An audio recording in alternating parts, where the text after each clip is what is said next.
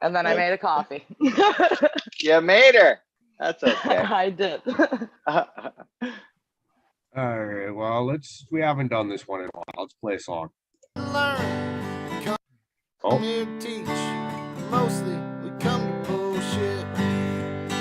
Cariboo Hart, we all play our part. Hey, in this there's yours. cannabis game. Cariboo I think I hit the Hart, play button come like pop a halfway squat, through the song. recreate, or just kill your pain.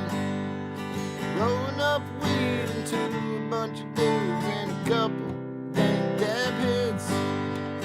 Laughing along, getting real stoned. Don't forget, dear Uncle Rick.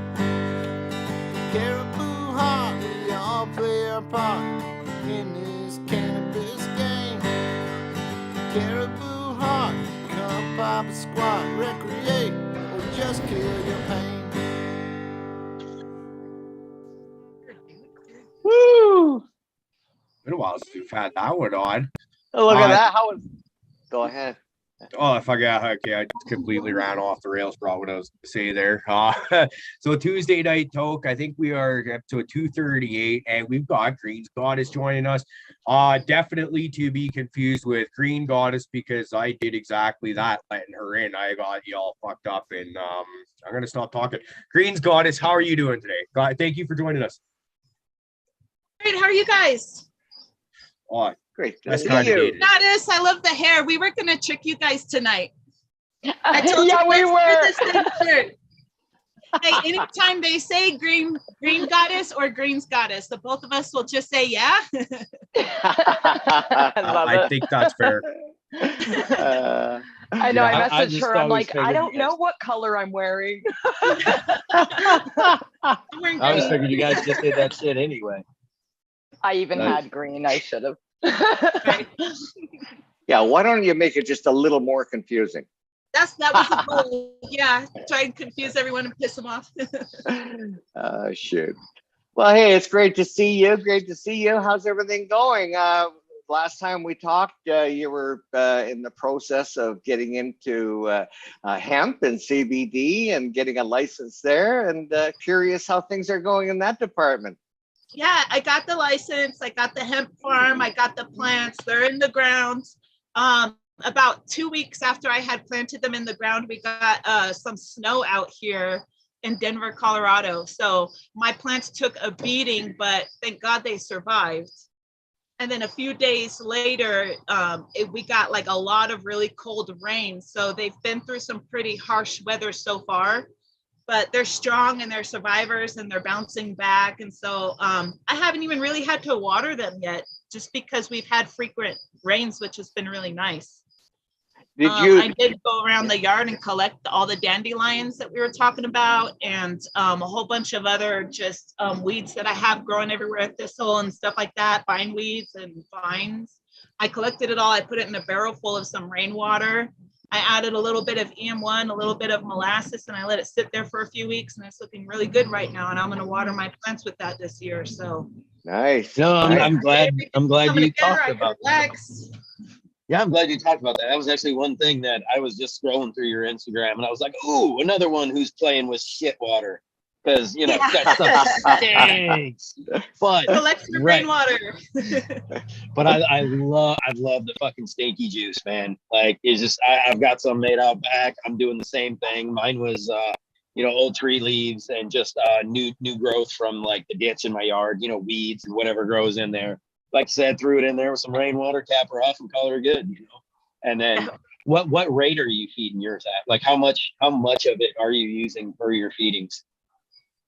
Haven't used it yet, but let's say when I do go to use it, I'm probably going to do somewhat similar to like a 1 to 500 ratio.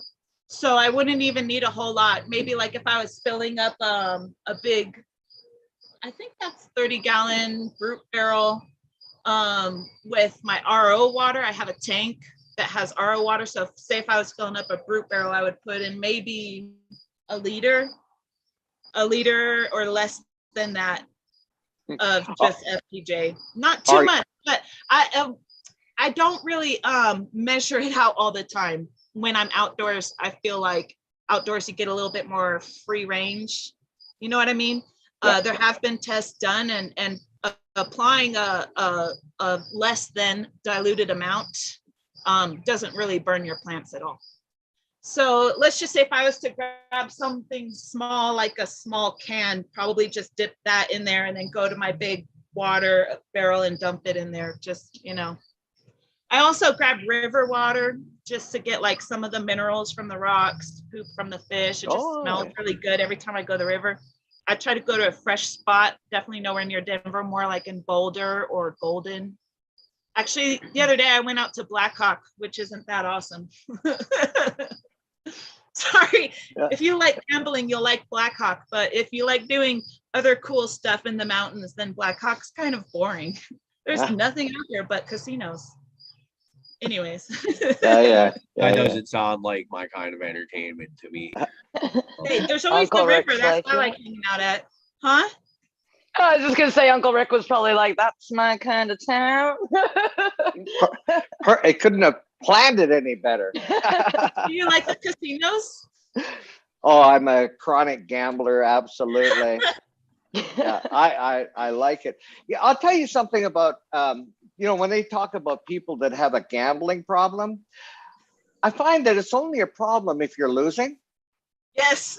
But, It's not but problem anyway. Anyway, so that concoction that you're making there, is it, do you use aeration in that as well? Nope, that's anaerobic. Uh-huh. Oh, okay. Okay. That's why you, Liquid fertilizer that I'm going with. okay, cool. Yeah. And, go ahead. Sorry, I was just gonna say, Rick, it's literally as simple as you take whatever kind of plant mass that you want, you dump rainwater on it, you cap it, and you let it heat up in the sun. And then that shit, all you're doing is you're blooming bacteria. The bacteria is eating all those plants up. And then it's just making an anaerobic fertilizer. It's so stupid simple. And the only problem is it stinks like hell. Yeah, I was just showing my friend about, I lifted it up to show her and then I put the lid back down. Now there's all these flies around. I'm like, oh shit, I better put some weight on the lid. So it does get stinky unless you add lactic acid bacteria to it, but you can also make, if you add that, it takes the smell away. Okay. Hey, I've got a question. So I've got some fish in my freezer that like they're probably a couple of years old now and they're developing freezer burn. So I want to use them for fertilizer. I'm just wondering the best way to do it. Like it's been suggested, just take the whole fish and bury it in the ground, or maybe something like you're doing here. Where did you get your fish from? Were they bought from the store? Did you go fish them yourself? I caught them, yeah. You could make FAA, fish amino acid. And that's where you chop them up and mix them up with some brown raw sugar. And that will take a really long time to ferment. I haven't personally done that myself. I get my FAA from Neverwinter Farms. Sean Russell is a really awesome, amazing guy. And I love his FAA. Another thing about burying the fish, that's just another kind of way to still incorporate all the benefits of the fish into the ground. I've heard about that from my mother-in-law because her dad taught her, if you want a good garden, you bury the fish heads. So every time you go fishing, you eat the parts that you want to eat, and the parts you don't want to eat, you bury those in the ground. Or you could use those parts to make FAA. And when you add FAA to your water, it's such a small amount. I'm pretty sure it's like 4 mils. Really, really small amount. And once every other week or something like that. I personally like FAA, but if I had to handle fish myself, which I don't like to handle fish, if I had to, I'd probably just bury them because I wouldn't want to have to do all that. The FAA is one that's one that I've been wanting to make is but when I watch Chris Trump's videos, he says he used OHN. I think IMO more than that. And I'm like, well, fuck, I don't have OHN. And it takes a while to do the OHN if you're going to want to do your own. I just I actually just ordered a ounce jar off of someone's Etsy store. I can't even recall that. Right now I need to make IMOs 1, 2, 3, and 4 to be able to get to that point. But Because I just think of like, there's a lot of lakes in this area where it's like sucker fish or squaws or whatever. You're not going to eat them or whatever, but you can go catch your limit's worth. And forget, you know, if everybody in the family catches their limit's worth, well, there you go. Now all of a sudden you've got fresh fish potentially for doing, you know, load up a 5-gallon bucket, make your own FA. Yeah, to make it is pretty simple. It just does take some time. The OHN takes a really long time. I made a shitload of OHN, and so I'm selling it right now. So if you find one of my posts on Instagram that I just put up, I'm selling bottles of OHN, Oriental Herbal Nutrient. Mine has angelica root, licorice root, ginger, cinnamon, garlic, and I like to add turmeric to mine. You could put a little bit in your water when you're watering your plants or foliar spraying your plants, like 1 to 1,000. Or I personally take a little drop every day just for my own health, boost my immune system. Okay, now, so we were just talking, or you mentioned it's a bit of a lengthy process, and that's kind of discouraged me from it. So that we can discourage everybody from making their own and get them to buy it off of you. Can we go into the process a little bit? Because you guys, you're not going to want to make this when you're here. Just go get it off of Greenz Goddess here. It'll be a lot easier for you. If you want to give it a try, yeah. And any package that I'm selling OHN, I'm also throwing some of my little Red Riding Hood beans in there too. Ooh, what's the cross on that one? It's Rona with Phoenix Fire. Now, Phoenix Fire is from Soulfire Genetics, and Rona is from a friend that I used to work with out here in Denver. Rona is a cross of Trainwreck and Chocolate Eruption. That sounds badass. I don't know what the Phoenix Fire is a cross of, to be honest with you, but definitely something that you could look up online because Soulfire Genetics has been doing seeds for a long time. But I'm growing out the little Red Riding Hood right now. Shield's Maiden Garden, she's already grown it out. She harvests hers way before I even started mine. But anyways, free beans for anyone who buys OHN. Also, you want to talk about the OHN process? You're getting some of your ingredients are very dry, so you have to let them soak in some beer. And you could really taste the difference in people's different OHNs depending on which beer they used. Like my friend Mile High 5280, he likes to use a stout, and I had used an IPA, like an organic IPA beer. So some of you got to see Chris Trump's YouTube videos. Some of those ingredients, you rehydrate them with a beer of sorts, and then after that process is done, you take all of your ingredients, and each one is basically soaking in a bottle with a little bit of vodka or high grain alcohol. The process is a long time because you're soaking and mixing, and then you're straining, and then you're adding more back, and then you're adding more vodka to it, and then soaking and mixing for like another 2 weeks, and then you're straining it, and then you're adding a little bit more back, and then you're adding more vodka to it. 2 weeks later, you're soaking and straining. Then after you have your bottles, your big glass jars, each filled up with their own, like one is vodka and ginger, one is vodka and turmeric, one is vodka and garlic. Once you have all those, you stir them every day for like a couple months. So it does take, it's a lengthy process to do, but I did it in the winter time, and I quite enjoyed it, but you do got to be there every single day babysitting that. Whereas the other ferments that you're making, it's kind of like you set it and forget it. Even the FAA, you don't got to check on that. You mix all the stuff together, put it in your bucket, put a lid on it, and walk away for like 6 months or something like that. If you wanted to get more information exactly, you can make your OHN and just check out Chris Trump's YouTube videos. You can literally Google Oriental Herbal Nutrients, and one of the things that will pop up is Master Cho's website about the benefits of it and how to use it and how to make it. I personally learned from watching with my eyes, so I had to see Chris Trump's YouTube videos. I literally copied exactly as he did. So OHN is actually a new one to me that I haven't done anything with. I have no knowledge of whatsoever. So what is the benefit of using this? It gets rid of harmful bacteria and viruses and stuff like that. Inoculates with, it energizes the cells. I heard that too, that about it energizing the plant cells.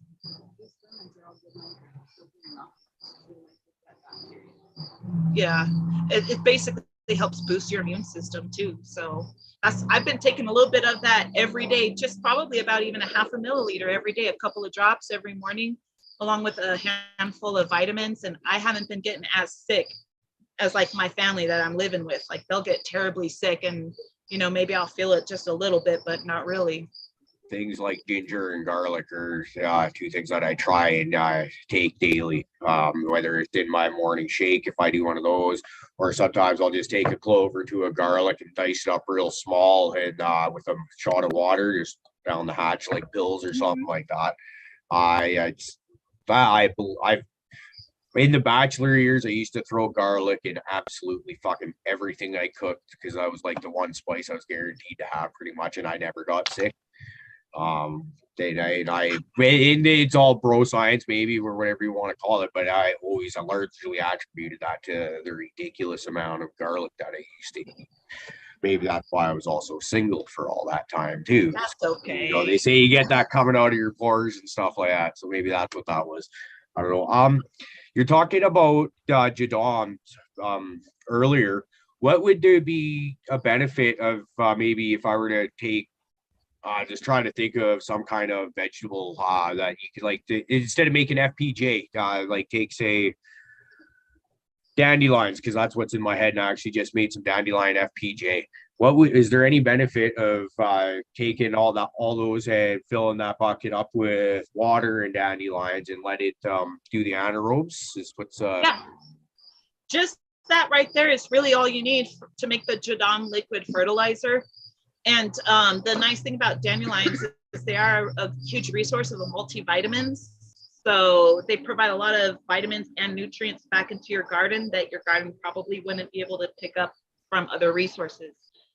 So I really like using dandelions. I personally called mine a spring mix this year because I just grabbed all sorts of like weeds, like dandelions, just stuff out the front yard that I know the neighbors are going to complain about. I don't care if they're in my backyard. But thistle's a really good plant too. Certain plants are like dynamic accumulators, so they have a large amount of nutrients and minerals and vitamins that feeding those to other plants would really, really, really help benefit those other plants, like comfrey, purslane, horsetail. What else is another one people are always using? And there's always the neat thing about, you know, when you use like the Jadam too, is you very specifically can tailor it. So like, there's a guy on Instagram. I love the way he always says, you know, like an onion has what an onion wants. So you make Jadam, you put fucking onion in it. You feed that to your onions. Boom. How fucking simple is that, right? But also to make the general ones, the early growth is big. You know, the early season, springtime growth, the shit that typically those early greens have a lot of growth hormones and things in them. So for making something that you want to make explosive growth out of, that's why you would cut those the early growth in the spring and start your Jadam with those. Especially like with our kind of weather when it's snowing and it goes from like really hot one day to like freezing cold the next day. Those kinds of plants are really thriving in these types of conditions. Like it's not bothering them at all. So also putting those enzymes and chemicals back into those chemical compounds back into the gardens, really awesome. There's websites you can look up online. I don't know the name off the top of my head, but they'll tell you how much nutrients, like what each plant's nutrient value is. So if you're wanting to look at what to use, if you want to make a fermented plant juice or a fermented fruit juice, you could do that. There's also the Jadam way, which is just a big barrel of rainwater and shove some plant material in it. Fruit is the same way, where you take your big rain barrel and say like say you've got a big field and a lot of fruit has fallen on the floor, maybe bird pooped on it, and you wouldn't want to eat that, but you don't want to see it go to waste. You would take all that fruit, put it in a barrel with some rainwater and put a lid on it for anywhere from a couple of days to a couple of weeks, depending on your heat, depending on how hot it is in your area. So mine took about 2 weeks. I'm not even using it yet because keeps raining, so I don't really see the need to water my plants at the time. I'm so taking a much more laid back approach this season than I did last season. I think you get to do that though when you start doing things the Yeah. natural way, because you started all that prep work and now all your prep work is there and ready, but there's nothing to do yet. So you're good. You can take the labor. All of my plants are in too. It's just it's really nice to finally come to today. Like today finally felt like a relaxing day because all the hard work's done for the season. Good. So your hemp, did you start that from seed, or Yes. did you? Oh, you started seed indoors, and then you planted the clones outdoors, and I was curious too, like the spacing of them, the spacing of the plants. Because last time we talked, we were saying that the hemp plants should be about 4 feet apart from each other so that they all had enough space to grow. But when I was putting my hemp plants in the ground, I was unable to decide on most of the strains which ones were males and females. Some of the seeds that I had purchased, I got my seeds from Hoku and Hypathetical Genetics, and I reached out to them to see which of my seeds were feminized or regular. And so then I knew which ones were feminized. Those were in a more solid area, but the ones that are regular seeds, I can't tell if it's a male or a female. So I said, you want to know what? I don't want to throw any of it away. Just fuck it. I'll plant every single one of them. So I did. And probably come July is when I'll be able to get a better idea of which ones are males, maybe sooner. And then I'll just cut those out. Yeah. So some of them are kind of spaced closer because I don't know if I'm going to have to cut someone out or not. Yeah. Not someone, a plant, a thing. I get it. It's the same like in normal regular seeds are the ratios about 50-50 for male versus female. Is that the same with hemp? Oh, of course. But is it ever really 50-50? Sometimes it's more like 60-40. Exactly. Once in a while it might be 80-20. Yeah, for sure. But hopefully we'll see. You know, all I could do is just do my best and forget the rest. So I'm trying to not let it stress me out too much. Here. There's too many things that we don't have any control over. So exactly. Yeah.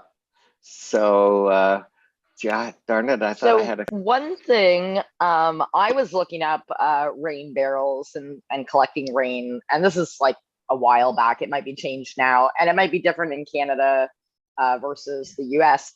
But as I was reading into it, there's some municipalities that don't allow you to collect rainwater, which I thought was odd. But then the more I thought about it, I mean, there probably is good reasons why they don't let you. But is that the way it is there too in places? Well, because I always thought it was funny that Colorado legalized cannabis before they legalized collecting your own rainwater. It's crazy. They finally made it legal 2 years ago. I used to go around telling everyone, guess what just got legalized? And I'm like, collecting your own rainwater. Woohoo! That's awesome. I always thought that was the weirdest shit when people are like, yeah, I can't collect rainwater. I'm like, what the fuck are you talking about? Everybody can collect fucking rainwater. Yeah. It's so important. I think you should be able to collect your own rainwater and use your own rainwater to water your plants. It's not like I'm taking my rainwater inside the house and using it in the bathtub or something. If I'm using it in my yard anyways, what does it matter? I don't understand, because all that would go right down here into the ground.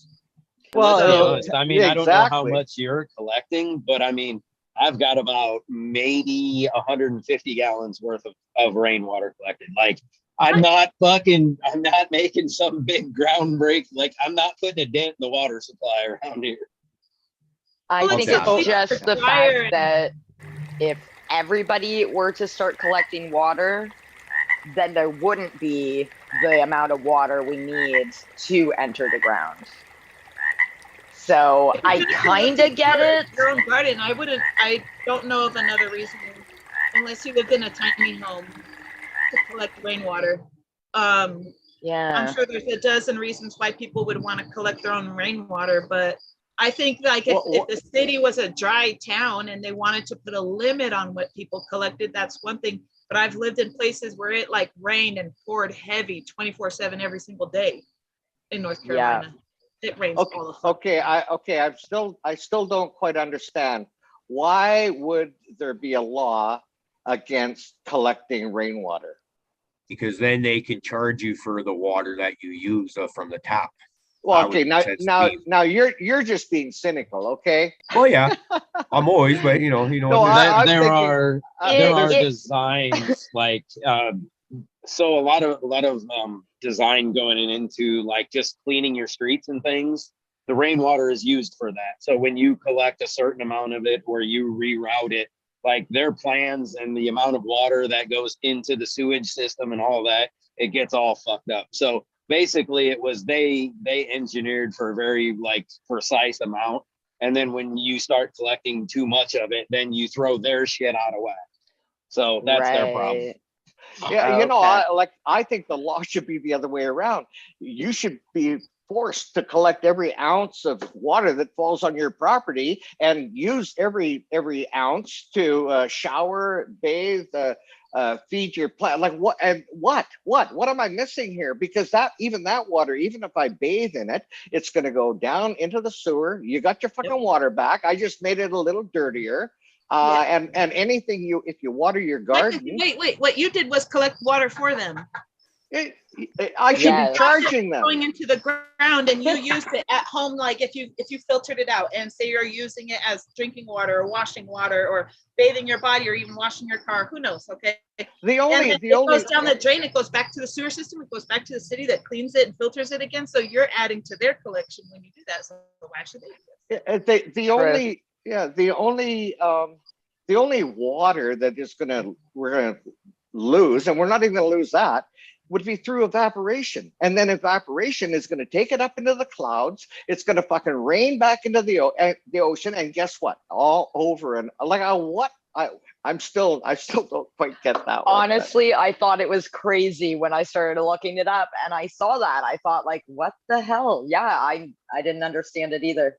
My first thought was, okay, well, maybe if you're collecting rainwater, maybe mosquitoes could congregate, and they want to try to keep that down. But even then, that's a pretty pathetic excuse to not allow you to collect rainwater. If you're collecting rainwater, and you do have like, I got a brute barrel. If you do have like barrels full of water and it's not raining, try putting a lid on that because they're definitely bringing mosquitoes.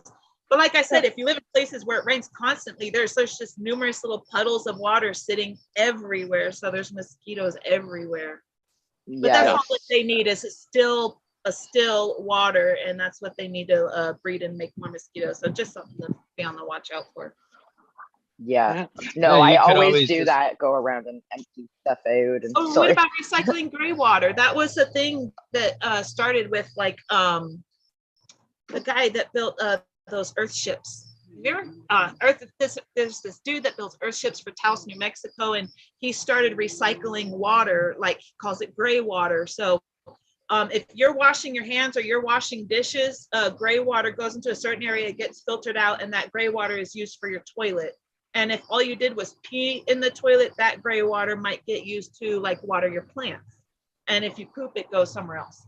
But he had this huge thing about recycling gray water. If you're washing your body and you're taking a shower, all that water is saved and stored and filtered and reused again, probably for the toilet for flushing out poop.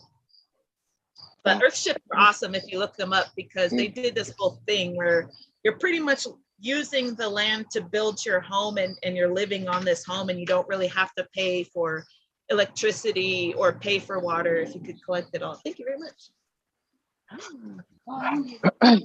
Sorry, but if you guys ever look it up, earthships, they're super tight. I want one day. While it's on my mind, Greenz Goddess, you said your OHB is available through your website. OHN. OHM, yeah, thank you. What is OHB? Who knows? Anyway, now I noticed, unless it's changed now, I noticed on your website the only currency you accept is crypto, or am I wrong? Yeah, well, I think you had reached out to me and I said that I had a PayPal and I sent you the PayPal thing. Oh, no, well, if I got it, it's in the file somewhere. Oh, okay. So you use PayPal. Good. What else do you make available through your website? Who knows? Maybe if we have the technology, we can pop it up here. I doubt it. Yeah. So the website, lunagardens.co, that's just to share educational information about cannabis medicine and how it works in your body and how it helps people heal. We're gonna we got our hemp business that's coming up. So right now I'm working on some logos for that. And we're gonna start up our website. And on that website, I'll sell the CBD oil as soon as it's available. And I'll sell some really cool t-shirts and the OHN and stuff like that. For now, I'm just kind of like, I don't really have like that website yet. So at the moment, if anyone wants to buy some OHN, just shoot me a message. So we got one real quick thing to take care of real quick. Caribou, you want to hit that? Hit the button. Hit the button.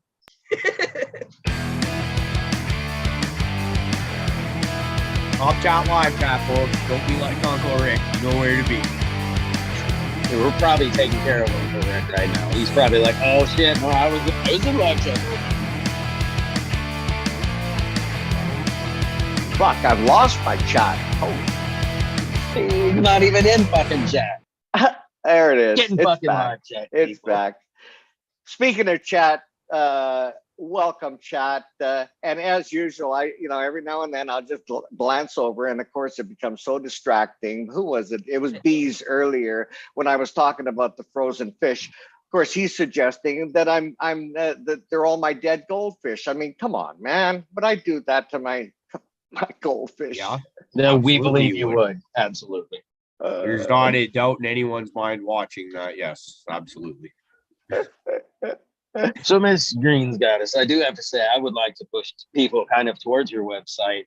I've perused a little bit before, but I never really got into the ailments tab, but I wanted to do a little research. So I went over to your website and holy shit, you put a lot of information on there.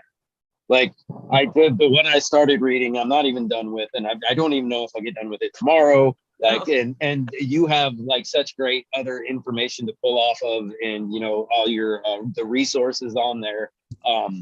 So I just want to say a big thank you to you for putting all that information. I know that has to be time consuming.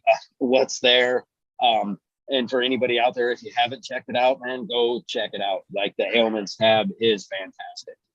Thank you. Fluff, could you please put that in that link in our chat, and also Greenz Goddess, could you please give us the link for your PayPal? Put that in the chat too. Can you do that? Katie, can I send you the link? Yeah, I probably can't do anything, Rick. You're more technically savvy than I am. No way. I can try to. I'm just gonna copy. I know what happens. If I close this window down to open another one, I am gonna fuck shit up. Well, I'm gonna try. I'm also gonna I'll see if I can. They don't have Venmo in Canada. What I do with websites that I don't want to lose is I'll keep it open in a window instead of writing down what it actually is, and maybe put it on piece of paper and tacking it right to this space right here that I could easily do that too. And then eventually I'll have a million windows or so it seems open. I just go, fuck that. And I just clear the whole Close them all. Yeah. And then you hurry up and go look for the one that you were trying to remember. And you're like, fuck.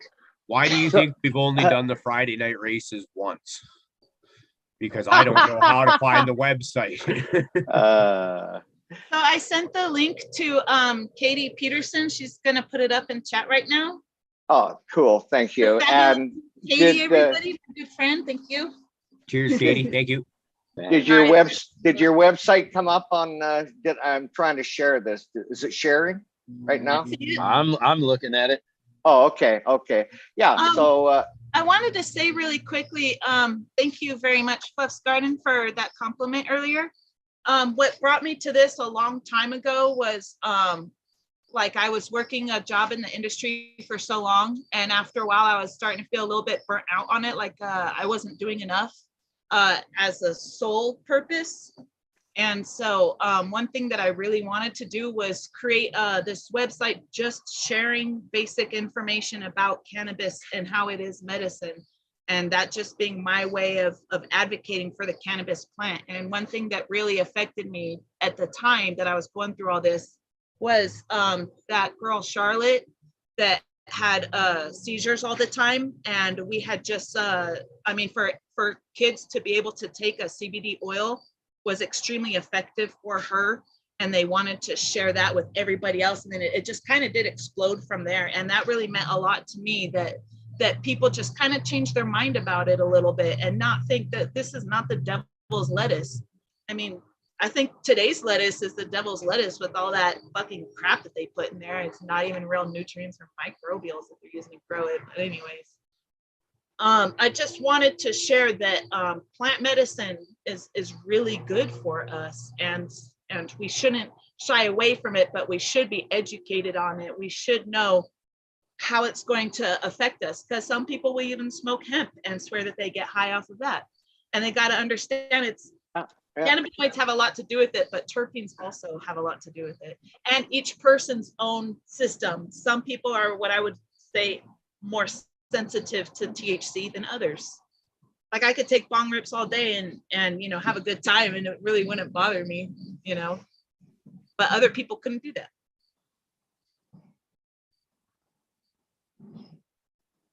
Yeah, absolutely. I actually had I was looking through your site and you had that certification thing, and I didn't have time to keep looking at it before I jumped down here to come do this.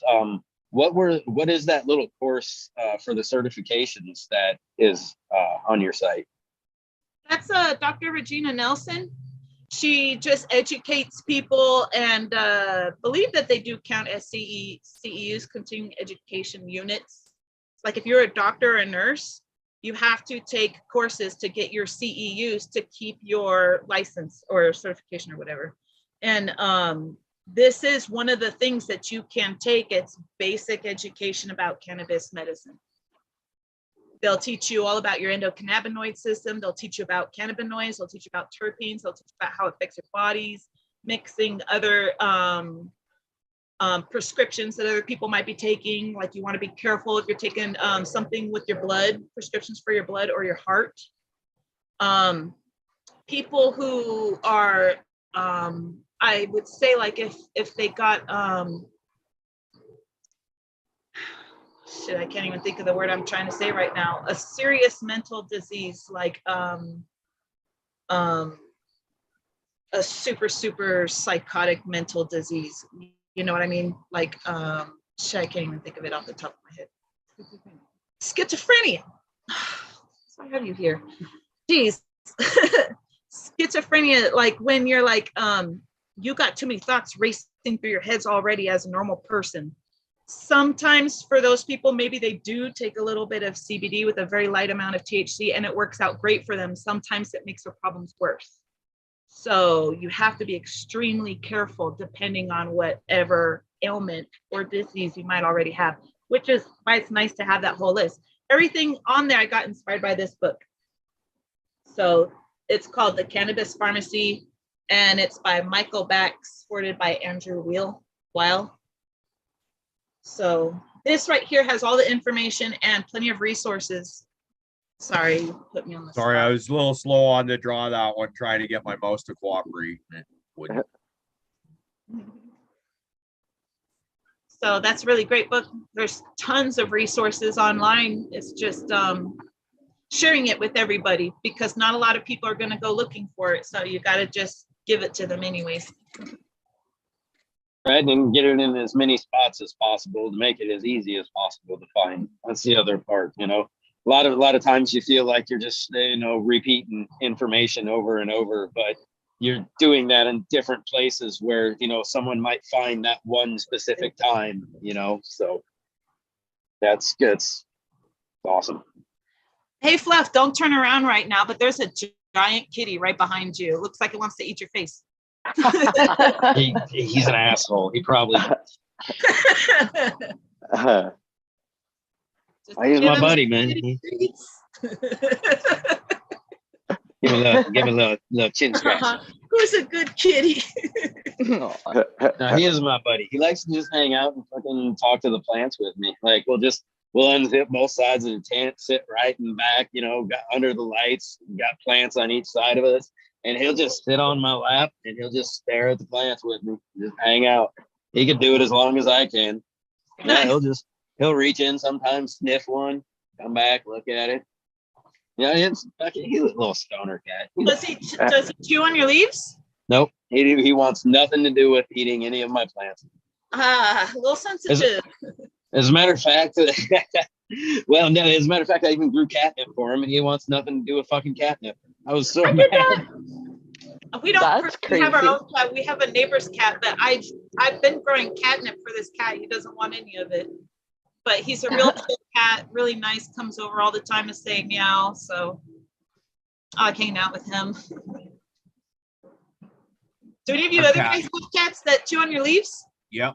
No, that was just what I wanted to say. That she's a little bitch Rosie. It's funny, she hasn't done it in a while, and then I had a cloner sitting in the one bathroom just because it was the only open place where I could fit a cloner at the time. And the dome was off, and I had noticed that some of those leaves look awfully chewed up where the ones closest to the counter. So I was just like, Rosie strikes again. It's a constant battle. I don't mind the chewing on the leaves. It's the digging and shitting and pissing in my pots. That's the one that'll set me off. Leaves grow back. I got to strip leaves from time to time anyway. So that's, I can get over that. But yeah, I had my coffee plant. I just put 2 of them in this little side-by-side container. And like, I think it was like that very first night, she never chewed on the leaves or nothing at any point in time. That very first night, she jumps in that box and decides to dig it out, do her thing in there. It was just like, you little, But she's fluffy and she's cute and I love her and I rub her tummy even though she doesn't want me to. Mine does not chew or dig in my pots. It wants to climb my tent and pop holes in it. So I can't even let him in here anymore. Like I do let him in like to hang out sometimes, but like I have to like completely be focused because like sometimes I'll let him in and then I'm like distracted for a second. I look over and he's eyeing up the top of the tent and I'm like, no. Oh no.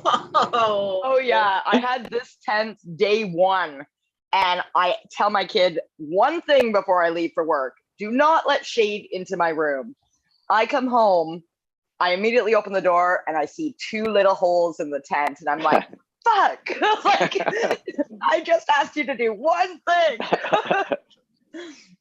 Yeah. Oh well, That's little tape.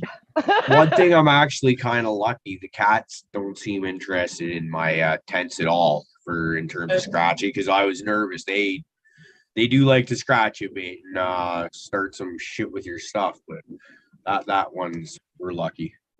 Yeah, and he doesn't even want to, like he just wants to sit on top of it because it's a high place. You know what I mean? And warm.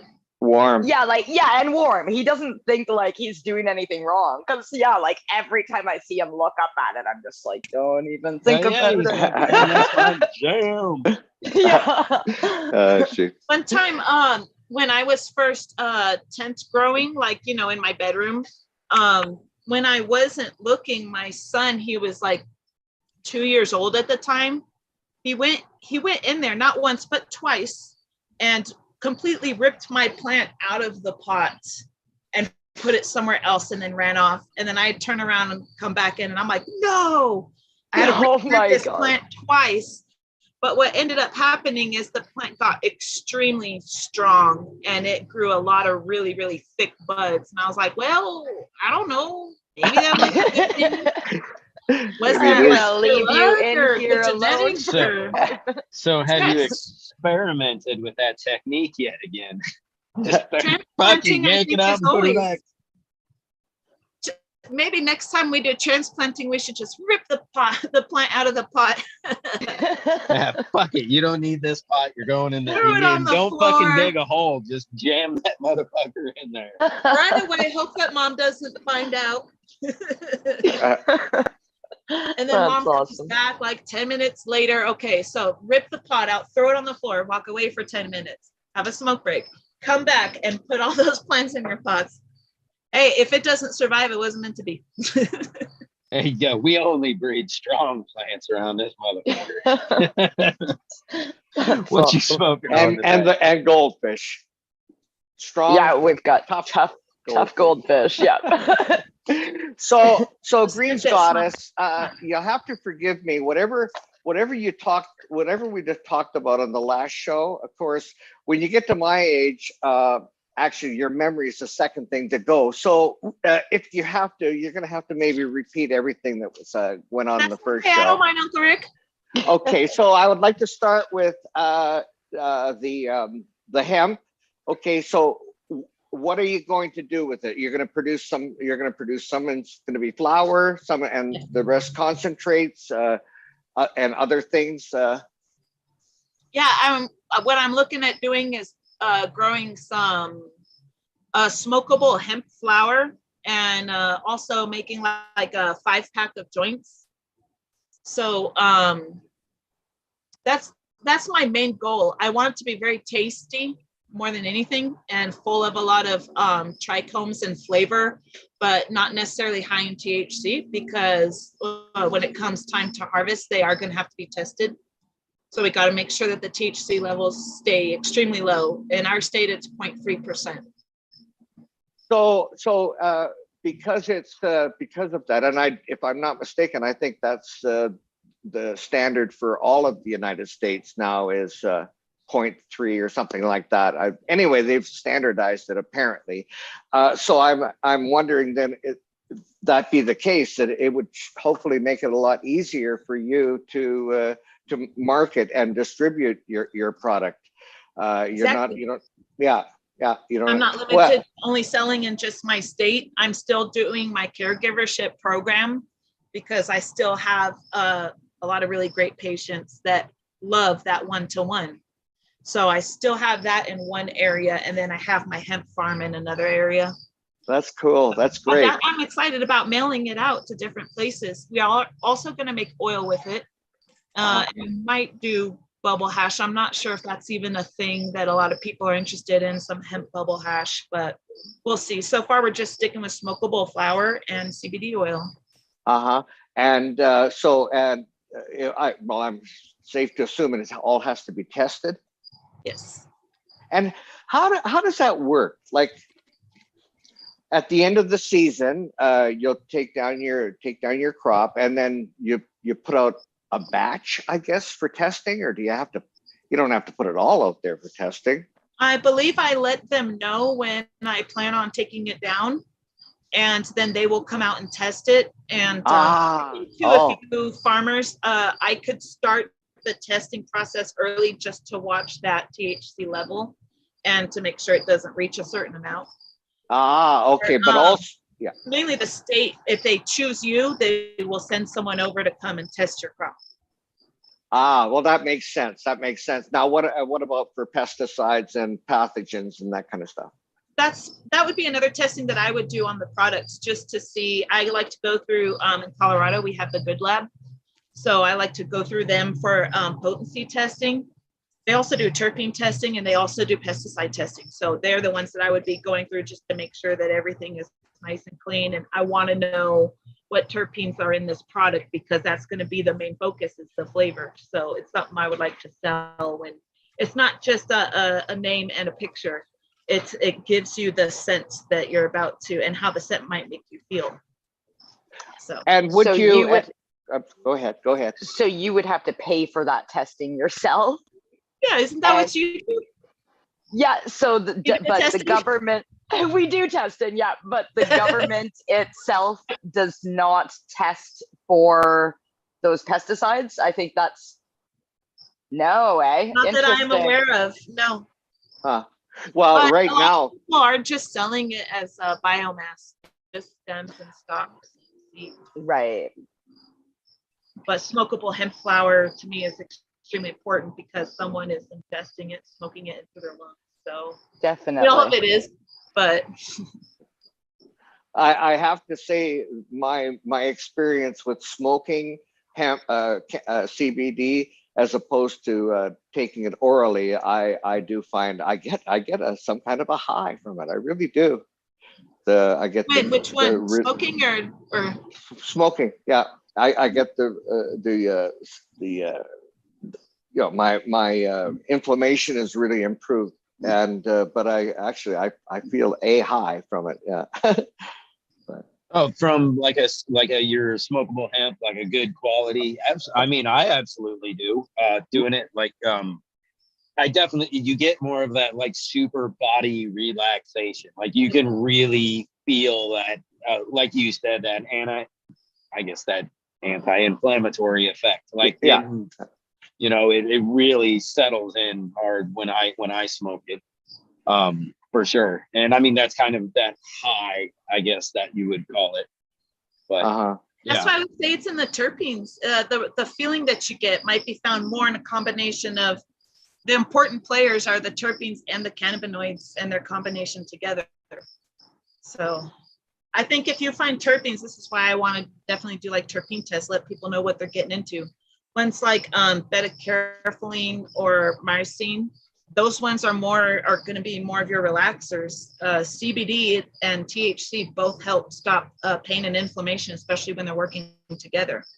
It would be nice in the future if that 0.3% THC ratio kind of changed just a little bit, just so that people weren't getting in trouble if they had a 0.5 or a 0.7, because we got to understand that medicine is all about educating someone. If you go to the doctor's going to talk to you about your prescription pills, and they're going to give you as much information as they can about them. You can probably find more information on your own online, but you're educated about how to take this medicine pill and what to watch out for and certain side effects, and let us know if you have problems. Cannabis should be the same way. You got to know about terpenes and cannabinoids, and that for some people they could use more THC for their medicine. Well, yeah, I was going to say they really need to just take that whole like designation of point whatever and just throw the whole damn thing out, because people get confused. And you should absolutely be able to get anything you want. I mean, I should be able to get anything from a 1% THC to like you said, you get into your 1-to-1s, your 10-to-1s, your 5-to-1. Like I want it in all different mixes because, like you said, they all work together and they work together in a different way. So I want to use them, in those different compounds when they're put together like that. Yep, for sure. So they should just take that designation, that 0.3, and just throw that right the fuck out the window. That should mean absolutely nothing. Yeah, I agree. Yeah. If you want to grow biomass, grow your 0.3 or whatever. Don't care what it is.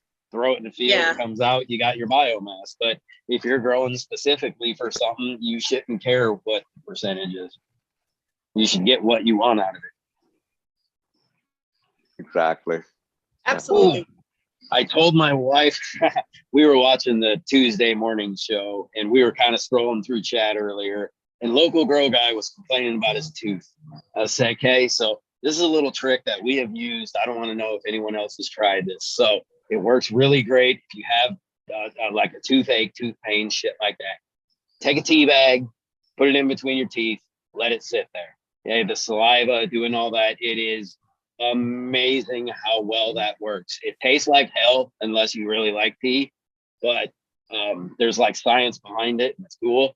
But I wanted to throw that out there to see if I could help him out, because he was complaining about his damn tooth. Yeah, tooth pain is the worst. Have you guys ever tried that though? Cloves. I have not, but I've heard of the tea.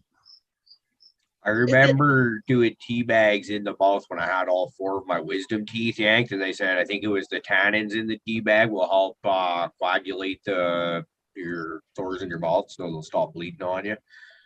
I'm not going to try to say the word because I tried to say it earlier and it all tongue-tied me, but it's basically like a mild anesthesia. Anesthetic.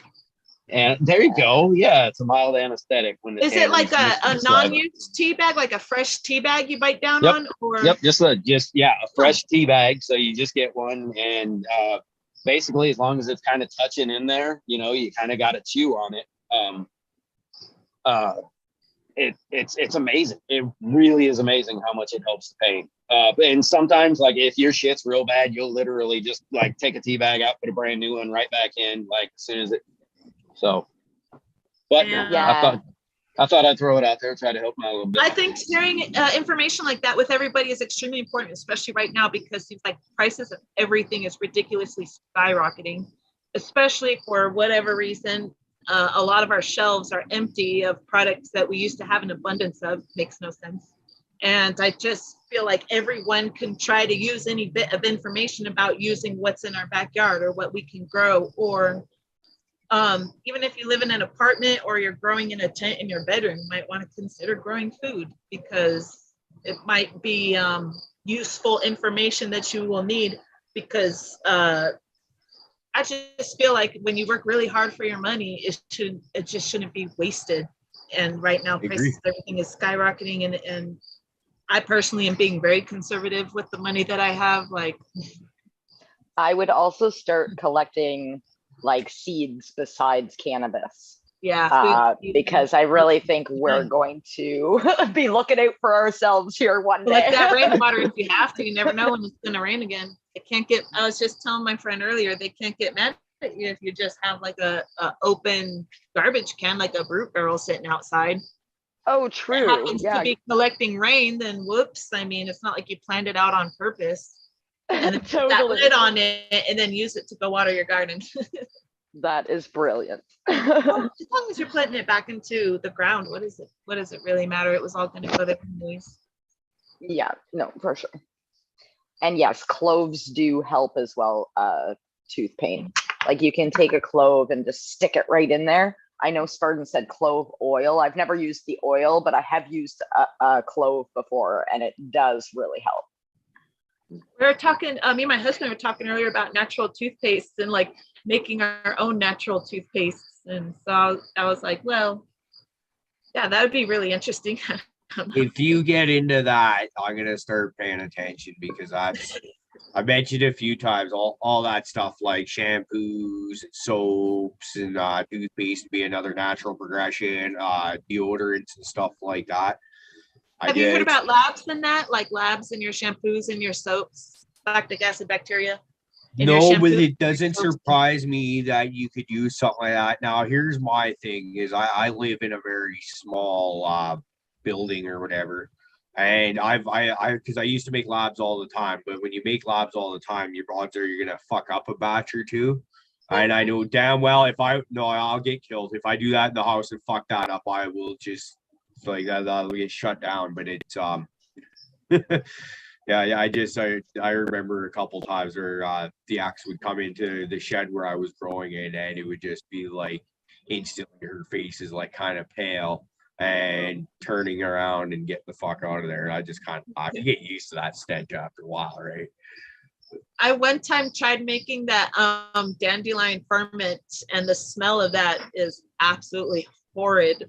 I decided like I was gonna use it to dilute it into my water barrel. It was last season, but after smelling it, I could not possibly go anywhere near it. I was like, this is so disgusting. I'm gonna vomit. So I just kicked the barrel over. Like, nope, I'm not even using that batch. Just fuck that area. And the whole season, that area, that pile where I kicked it over stinks so bad. It attracted so many flies. It was absolutely terrible. It's a little bit different, but kind of in the vein of stinky stuff. I remember, I think it was the graduating class behind me, but I was friends with a bunch of those kids. One of them had the old freezer full of dead fish or whatever when the freezer dies kind of thing. A couple of buddies loaded that up in the back of the truck, and principal's name was Mrs. Cairns, right? It's like smells like Cairns and like a bunch of assholes, but peel out in the middle of the parking lot. This thing tips over, dumps out. Some fucker had to go clean that up because, well, they obviously can't just leave it there. But at the time, it was funny as fuck. Whoever has to drive by there for like the next couple of months, I feel bad. Yeah. So I'm trimming up some socket souffle here. This is the first time I've grown out one of these full size on this pheno in particular. So excited about that. That's kind of like a floral, I think kind of a mixture between flowers and the golden goat smell. And what I try and say golden goat smells like, and what my old lady says golden goat smells like, are two complete like polar opposites. So I just say it smells like golden goat. Yeah. What's the? Sorry, what's I say? Huh? I said, you would say back to your wife. We could both agree on that. Yeah. Yeah. I got some Alaskan purple autos in my 4x4 bed, and one of them got harvested pretty early. It's already drying, but the other three are taking a really long time. And I think they're still stretching some of them. Those autos are really weird. I really don't know what I'm doing. I'm really just playing around with those for fun. But the smell is so nice. Like when I go there, I when they get near close to finishing flower, I like to start pulling off some leaves. Yep. Not all of them, but just kind of clearing it out to send a signal to the plant it's time to hurry up and finish already. So going in there and plucking those leaves, and then you smell like the terpenes. It's like, oh damn, that smells so fucking good. I cannot wait to smoke you. Yeah, when I think about it, usually I end up just getting carried away with doing other stuff. But within like the week and a half leading up to harvest time, I like to go and take off as many of the leaves as you can, just so that it's easier when you're trimming, right? Exactly, it's a little bit less shit in the way. That's that one, but I figure also it's time to give up the ghost, blast it with that last bit of light as much as you can. It's right about to die anyways. I don't feel like I'm harming it too badly when I do that. I always wonder about, like, if it was growing out in nature and animals were walking by, the animals might be chewing the leaves off, because maybe some animals know that plant makes really good leaves, so they might come in and chew off the leaves, which is something that would happen naturally anyway. So why not just take the leaves off and let the plant know, okay, time to go. Yeah, the main reason I like to leave the leaves on is so that when I'm hang drying, that the process will last longer. I used to do that quite frequently, but I find that like my drying process happens, like it'll go from being still way too wet to, oh shit, I got to get that cut and jarred up basically right now. So if I could take away one of the steps in the trimming process, and like by having leaves removed before I get there, that's one of my benefits. But because I've had to play that game a lot too, right? Where it's like, okay, if I leave the leaves on, that gets me an extra day in my drying process, right? So it stretches out a little bit longer, but I get to shit like this where all of a sudden you're working a few later days at work in a row, and I was meaning to trim this up last night, Sunday maybe, and we all know how that works. When you think it's going to happen, that's when shit happens. That's the way it works. What is the parentage on that plant there, Caribou? The socket souffle. The socket souffle is, I believe it's baklava. Or baklava or biscotti. Biscotti, that's what it is. And arise. I get a lot of those similar-ish kind of cake cookies ones. I'm confused, but I believe it is biscotti. Johnny, sweet Johnny, he's been smoking on the socket souffle for a couple days straight, he was saying this morning, and he just couldn't shut up about it. Like, he had to smoke a White Widow joint just because he felt bad, because that was apparently like his daily smoke or whatever for a while, and he was neglecting it when he started cheating on it with the socket souffle, I guess. So it's more of a sativa then. Yeah, thinner leaf, cool. Definitely. Yeah, and the arise, of course. Yeah. Nice. Did I give you clones on this one to try out yet? Oh yeah. You're probably wondering why I'm asking, why I give a shit. Well, then you'll know what you're doing. Yeah, that makes sense. Yeah.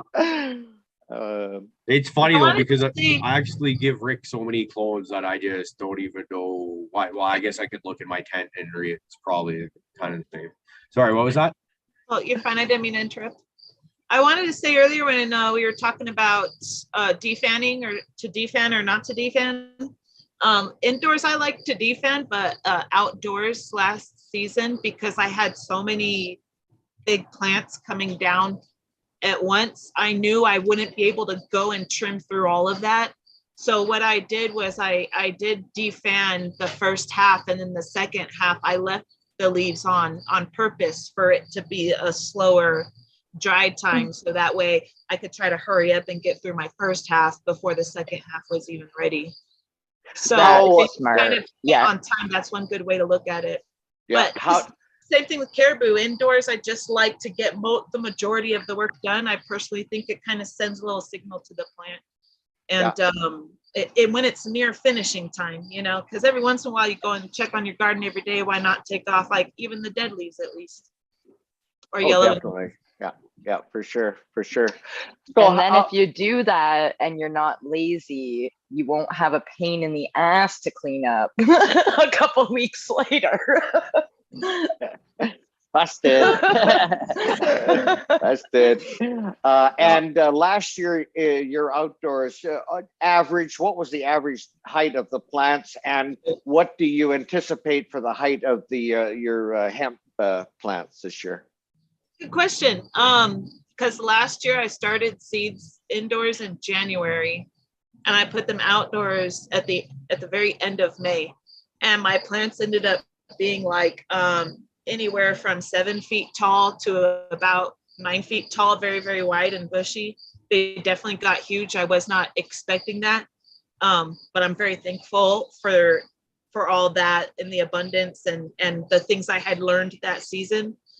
This season, I decided not to start seeds in January. I believe I stuck with the old-fashioned rule of starting them in April. No, I didn't. Sorry about that. I started my seeds in March. I feel like if I start my seeds, because I don't put them outdoors till the end of May. So I feel like if I start my seeds in April, it might be a little bit too late. January is way too early. So I started mine in the middle of February. And I don't know how big they're going to get, but it's definitely going to be my job to make sure they don't get too tall. Yeah, I know I was kind of joking, but not so much joking, but I mean, I literally hedge trimmers. Don't give a shit. Like, I'm going to keep that thing right at the level I need it. Mm-hmm. So yeah, that's what I would throw say. it along a fence line and just kind of like, you know, pin it to go sideways if that's what you want to do, or you could, because I saw pictures. I saw pictures online where people were like growing marijuana plants, but didn't want it taller than their fence. So it was growing all the way across their fence instead. Like the neighbors will never notice. Yeah, I kind of thought about that. I was rolling out this roll of, just like welded wire fence that I was doing. I was like, man, I could just lay this shit flat, put one plant under this motherfucker and scrog the hell out of it. I was like, that'd be fun. Yeah, just for fun. Like exactly what I was thinking. I was like, yeah, don't do that. I'm not hiding that from my neighbors if I do that. They're going to wonder why their fence stinks so much. Well, so one of them knows. I just want to bring up a comment in chat because Nico's saying CBD makes him dizzy and weak. He prefers THC. But I will say that I think that goes back to the terpenes like you were talking about earlier, because I've smoked a lot of CBD. I prefer it in an edible form myself, but that's just because there isn't a lot of good tasting CBD flower. So I found I will get some anxiety, which is the opposite of what CBD should do. And I've tried to like pinpoint why that is. And again, I think it's the lemony type of terps that are doing it to me. So that might be Nico as well. Maybe exactly, it's a terp. We had actually, hi Nico and everybody else in chat. I want to give everyone a quick shout out, and I want to thank Sweet Johnny Farms for mentioning the show today. I did talk with Nico last time we were watching probably FCP, And he had mentioned that, and I had asked him, well, did you try it at just one place or did you try it multiple places? And he was saying multiple places, and no matter what he tries, he always gets headaches. So like I said, it just might be something about that that's really affecting him. So it could be, yeah. And no matter which variety of CBD someone like him would try, if it's bothering him, then to stop taking it and to find out the thing that works best. Absolutely. Because everybody's different. You can't say every single person who has this problem, you need to take this, because everybody's bodies and genetics and tastes, it's all different. I think what Nico is going to find is specifically, more importantly, the terpene that works best for him. So I agree. That's what most people, that's why I always recommend to look up certain terpenes and like figure out the smells that you like the most. For me, I go for smells. If you walk into a flower store and you smell all the different jars, you're like, okay, I know I like these two, but this one is really making me drool right now. Sometimes I smell like myrcene, and I feel like for me, myrcene is just one that's going to get me feeling a tad bit paranoid. I don't know. It's just me. When I smell it though, like my body craves it, and I know that feeling's going to come on in my mind. And I'm like, man, it's kind of like crack. You know, it's bad for you in a way, but you want it anyways. Yeah. And I will do that. Like there's ones that like will set off anxiety, but like I love the taste of it. Yeah. So then I'll just like smoke a little bit and then I switch to something else. It's like, okay. And then you got your mornings and then your evenings. So, you know, you got the one that's going to make you feel good during the day and the one that's going to help you sleep at night. For sure. Yeah. I like how the women are sitting here talking like all this extremely intelligent stuff, and all the dudes are like, there's no way I could possibly better this conversation right now, so I'm just gonna shut up. I know my place. True. No. I grow plants. No, but no, it's not that I'm not paying attention to what's going on here, but every now and then my eyes glance over to chat, and I'm getting a shitload of empathy for this poor local grow guy. Everybody's trying to give him some advice, but it's hurting. What happened? Yeah. Toothache. Sorry, I'm not following along in chat. So what happened to toothache? Yeah, it's the toothache. And I was kind of telling him about the tea bag and stuff, and everyone in chat's giving him some stuff. And his tooth must be pretty fucked up. Oh, his tooth. Yeah. Honestly, tooth pain is one of the worst pains you can have. I would rather have a kid again. Like, no joke. At least you know it's going to end at some point. I got that on lockdown. I know what to do. But like, you just, if anything, that pain just pisses you off so much.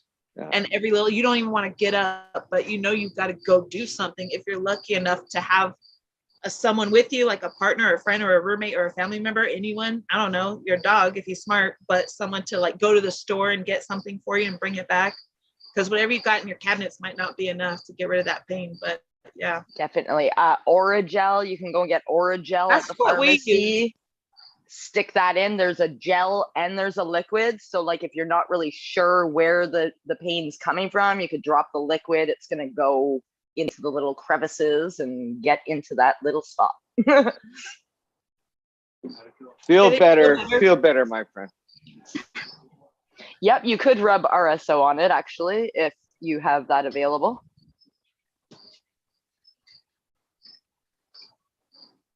No, I'd actually be curious to know how well that would work now. Like, I'm sorry to hear that one of our friends is suffering right now, but the thought of RSO, and you know, and my understanding is that it started off as a skin topical, right, for skin cancers, and then that just shot right there, because I remember about 13-14 years ago getting the toothache that Claudius was just kind of talking about. It is one of the worst things I've ever felt. There's no comfortable.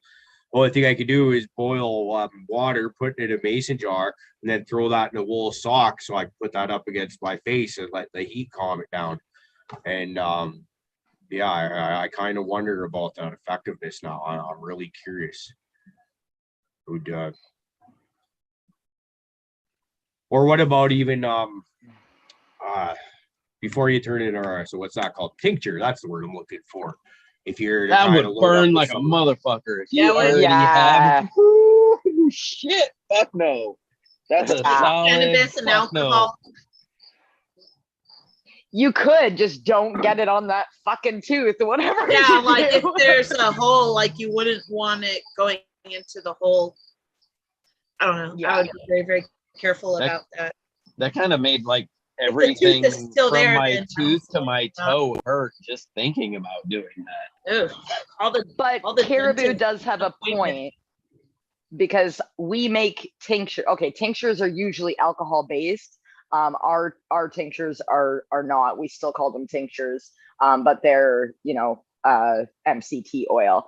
So I did take that one when I had tooth pain one time. I took a 1-to-1 THC CBD combination. It didn't take it away. Like I would say, like the clove was better, but it did help. It totally did help.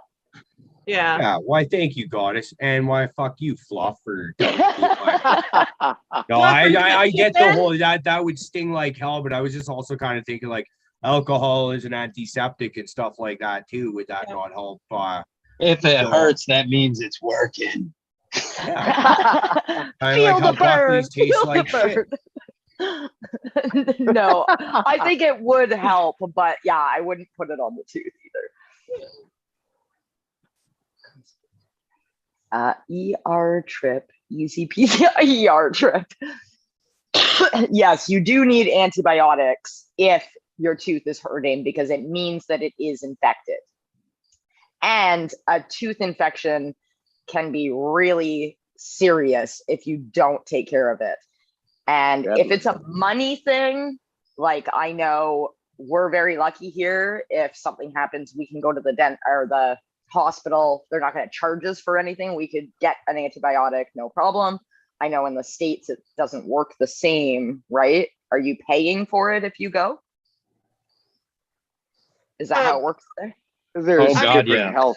Like, is it Especially out fucking of dental. pocket? Medicaid. So a lot of people can sign up for Medicaid out in the United States, and if they're not bringing in a whole lot of income for their family, they would be able to apply. And then they do have a dental plan, which is DentaQuest, but there's only so many things that they will authorize if they'll pay for. Right.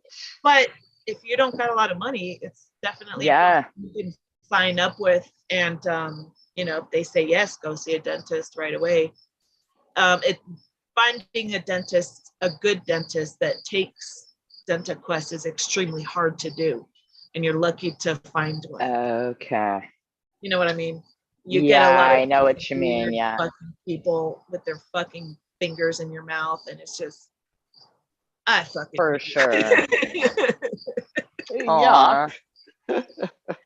Sorry, I That's really one like thing my He's nice. His assistants are nice. We're all nice. But in the Yeah, past, it's like that's something you that guys have I dentist really stories? feel bad for you guys for, because I'm sure we take that for granted. Like if I had a tooth pain right now, the hospital's right there. I could just walk over, no problem. I don't have to worry about money or anything like that. So that does suck. I feel bad for people that. Well, I can't- wonder if they have that here. I don't know from my personal experience. Yeah. Okay. Oh, well, we hope that you get it fixed. That's awful. Well, I think we should do a dab frog. For, That frog. right here. Agree. So, yeah, sit there, paid and suffering, but you're awesome enough to hang out here with us. And it's for you, brother. We'll all smoke some more and try to kill our pain for you. I'll actually do a dab this time. Maybe. If I can find them. I should, but my rig's like way over there. By way over there, that means I would have to like stand up and take 3 steps, and that just sounds like way too much work right now. So I'm all excited still about the thought of the twerking dab frog. And if Buds hasn't already started working on that, I am going to hassle him into making it happen on some level. And while there is the part of him that's probably like, oh, for fuck's sakes, Caribou, more stuff for me to be doing. I think he's one of those guys that likes the challenges, shit like that, and actually likes to be kept busy with stuff. So he's like, no, I don't like that. No, you're lying. Quit talking about me. It's not true. But he's a great dude. He does a lot around here. And thanks, buds. We love you. I think it's fun when you get to be creative with a project and put that on your resume, if you will, your list of accomplishments, and say, well, I've done this and I've worked on this and I've done that. So if you really want to be creative with what you do for a living, it's fun to do projects that you enjoy doing versus a solid project that really doesn't affect you in any way, and you're just doing whatever the other person. Well, and when you're interested in something, like, genuinely, it's a lot easier to invest yourself into it. Like, can't think of how many, well, we've all been to school, right? We all did that for however many years we all went, sitting there in classroom, bored as fuck, the teacher's talking about something that, and you're just like, and yeah. I've been working on my logo, so it's been a lot of fun putting it together, but I don't know how to get it on digitally, so that way I could use it for like the website and labels and stuff. I would I would DM Buds of Smoking or Colton Bridge. They were our basement farmer, I think is Colton's Instagram. Both they do about like our production work and our graphic design and stuff like that. Both of those guys are really slick and could probably help you out. Once again, Buds is like, quit fucking dragging my name into this. No, he's a great guy. But that would be who I would go to. Have you got it? Have you got it nearby? Your logo? Can you show us what you're working on? Oh yeah, let me go get it. Oh, one more thing. Make it snappy.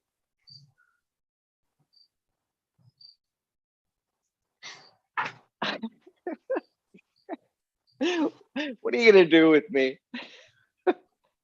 Oh God. So I just cut and then pasted what I wanted on here. Oh, nice. Oh, that's pretty. Beautiful. That's beautiful. I've been working on it for a long time, but I'm just trying to get this digitally on somewhere. You know what I mean? But you know, I'm a regenerative farmer. I don't got a lot of money. No, for sure. I love it. That's beautiful. Thinking I could just maybe photocopy this onto my scanner and download it on my printer, or download it up to my computer, and then just that. Are those hibiscus flowers around that? Yes. So is there a significance to the hibiscus for you? Yes. To me, living euphorically is all about just relaxing and enjoying life and being present in the moment and being happy for all that you have right now and being at peace. That's what happens when a lot of people, hey, not right now, sweetie, okay? Sorry. That's what happens when a lot of people like to smoke weed. They just want to relax and not stress out about things coming up or you know, keep being bothered by things that happened in the past or whatever is bothering them at the moment. They could just finally relax. So that's what the hibiscus flowers reminded me of. I love Hawaii. And I got to go visit there on vacation when I was younger, and it was just the most beautiful place. It was a wonderful vacation. And I really enjoyed just the laid back atmosphere of life for just 1 week. You're not worrying or stressing out about all the things that you got to get done back at home. You know, you could just relax, unwind, you know, that let place your is hair crazy. down, go run around in the beach. And I put cannabis leaves everywhere because it's cannabis. Right. I kind of figured that part out. But That's no, good. actually that was kind of interesting. Like, man, when you get into like Hawaii and stuff, I thought it was cool. Like, nowhere has fucking windows. Like, everything is just outside with kind of a roof over it, and like nobody gives a shit about anything. Yeah. Pretty awesome. Oh like, yeah. if you can't relax really nice. down there, whew, you got problems.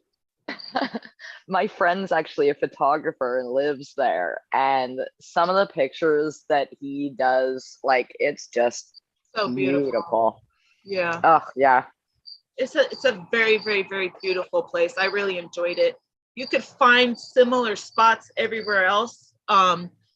I like to do this summer what I call daycations. Like, we can't afford to take an extravagant vacation, but we can at least go somewhere and get away for the day and take the kids and put some expensive amount of gasoline in the car and then drive not too far, but far enough where maybe pack some sandwiches or something and just For enjoy sure. just a day of just relaxing and hanging out and having fun and not worrying about anything or feeling the need to really do much, but just hang out.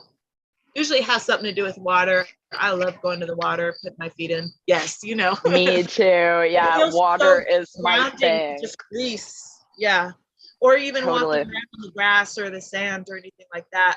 Rocks, I love walking on the rocks of the river and then into the river. Totally. Speaking of the water, I live on a river. Oh, sorry. oh no, you go ahead. What you're saying sounds more interesting than what I was going to say. It's My all about living on the town river. is right on In a a van? river, and the downtown like basically goes over the river. It's really pretty. So there's lots of really cool spots. Like, I could walk 10 minutes down the road and find a cool spot, which is awesome. What I was gonna say, there's kind of, speaking of water, I had the family out doing one of our walks in the bush there last weekend. And I think I found a perfect spot along a creek bank to throw a few clones in the ground or seeds and see what happens. Yep. And it's kind of, I think it's in a pretty open spot, but it's far enough away that it's a pain in the ass for people to get there, you know. So it's I'm interested in a good spot, nice deep bend in the creek where kids can go swimming and stuff like that. Yeah. It's just like, yeah, Like a picnic, bring a towel or, you Yep. know, or something to sit on. Yep, that's exactly it. You know, you got the backpack full of whatever, you know, your water, goodies, and all that kind of stuff. Maybe some blow up toys for the kids to float around on. Yep. And yeah, it's gonna see if we can't make that our own little kind of private paradise for the summer. JK. Yeah, and it's So all Green, within 20 minutes walk from here too. So it's nice. Greenz Goddess, did you say you live in the Denver area? Yeah, I was just curious. The famous Mile High City, and if you find that living in that area, there's some adjustment because of the altitude, and also.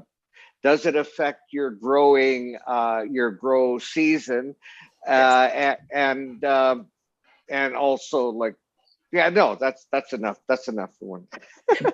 Yeah, because we were talking about that snow coming.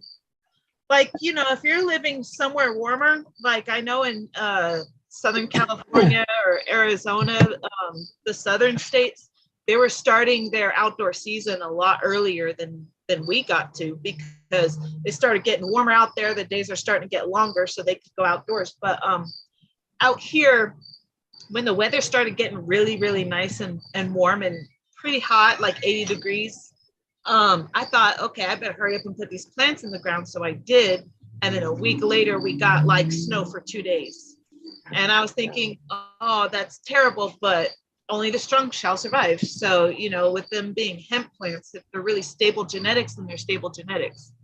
And I believe in abiotic stressors, trying to let go a lot more and let nature do its thing. Like, I'm just here to help nature do its thing in any way that I can.